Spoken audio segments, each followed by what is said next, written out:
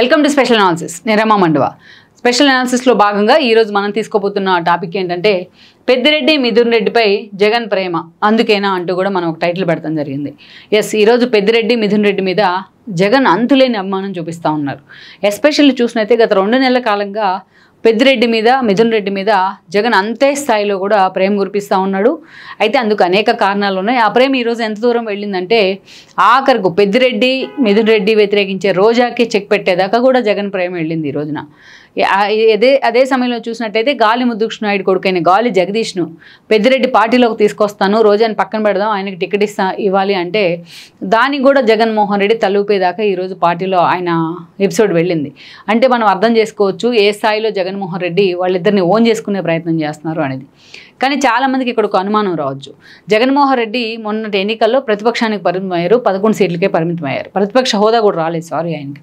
అయితే ఈ పరిణామాల తర్వాత పెద్దిరెడ్డి మిథున్ రెడ్డికి సంబంధించి అనేక కేసులు నమోదయ్యాయి. ఎస్పెషల్లీ మదనపల్లి ఫైల్స్ దహనం కేసు కావచ్చు, పెద్దిరెడ్డి భూ ఆక్రమణల కేసు కావచ్చు, ఇక అనేక రకాల కేసులు ఈరోజు పెద్దిరెడ్డి మీద నమోదయ్యాయి. ఆయన విచారణ కూడా వెళ్ళొచ్చిన పరిస్థితి అయితే ఉంది.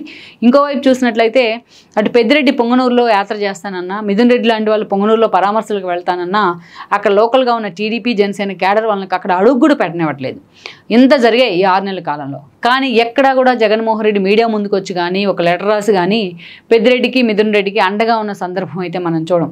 ఇంకా పైగా అనేక రకాలుగా వాళ్ళిద్దరిని కూడా అవమానించారు. మనం చూసినట్లయితే పెద్దిరెడ్డికి ఒక సీనియారిటీ ఉంది, ఆయన కాంగ్రెస్లో పలు పదవులు కూడా అనుభవించారు. అయితే పార్టీ ఎక్కడున్నా తన ప్రత్యర్థులు ఉంటే అదే స్థాయిలో మొహమాటం లేకుండా వాళ్ళని వ్యతిరేకించడంలో ఎప్పుడు కూడా ఒక విపక్షంలాగా ఆయన వ్యవహరిస్తారు.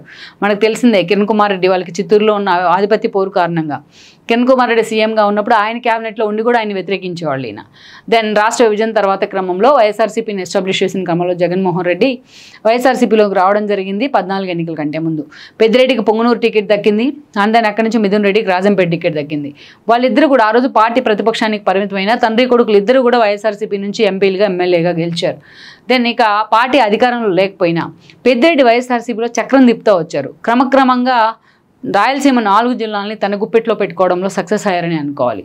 దెన్ 2019 ఎన్నికలు వచ్చాయి. పెద్దిరెడ్డి ఆ రోజున పార్టీ అధికారంలోకి వచ్చింది 151 సీట్లతో. ఎగైన్ తండ్రి కొడుకులు ఇద్దరు కూడా ఒకరు ఎంపీగా ఒకరు ఎమ్మెల్యేగా గెలవడం జరిగింది. ఇక మిథున్ రెడ్డికి అత్యంత ప్రయారిటీ ఇచ్చారు జగన్మోహన్ రెడ్డి. ఆయన్ని చాలా కాన్స్టిట్యున్సీల్లో ఇన్ఛార్జిగా కూడా నియమించడం జరిగింది. పెద్దిరెడ్డికి రాయలసీమ జిల్లాలంటే అప్పగించడం జరిగింది. మిథున్ రెడ్డికి చూస్తే పార్లమెంటరీ పార్టీ నేతగా కూడా ఆయన నియమించారు జగన్మోహన్ రెడ్డి. ఢిల్లీ స్థాయిలో సాయిరెడ్డి లాంటి వాళ్ళు ఉన్నప్పటికీ ఏ ఇష్యూ వచ్చినా మిథున్ రెడ్డిని మాత్రమే ముందు పెట్టేవాళ్ళు జగన్మోహన్ రెడ్డి. ఆ స్థాయిలో తండ్రి కొడుకులకి ప్రయారిటీ ఇచ్చారు. ఒక దశలో మనం చూస్తే పెద్దిరెడ్డి రామచంద్రారెడ్డి అన్నీ తానే అయ్యే పార్టీని నడిపించారు 4 జిల్లాల్లో. పెద్దిరెడ్డి మాటే శాసనం అన్నట్టుగా రాయలసీమ 4 జిల్లాల్లో వైఎస్ఆర్సీపీ అధికారంలో ఉన్నన్ని రోజులు కొనసాగుతూ వచ్చింది.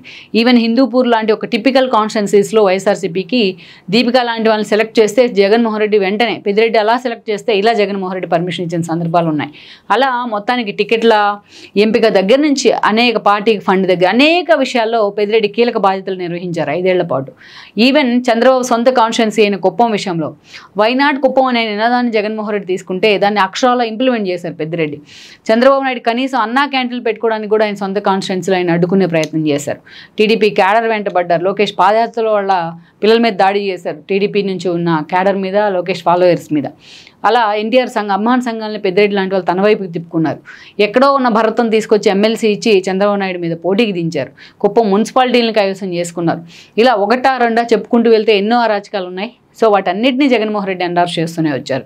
మొన్న పార్టీ 11 సీట్లకే పరిమితం అయితే ఈరోజు పెద్దిరెడ్డి అందరిని మిథున్ రెడ్డి ఇద్దరు కూడా గెలవడం జరిగింది. ఈరోజు అత్యంత కీలకం అయ్యారు పార్టీలో.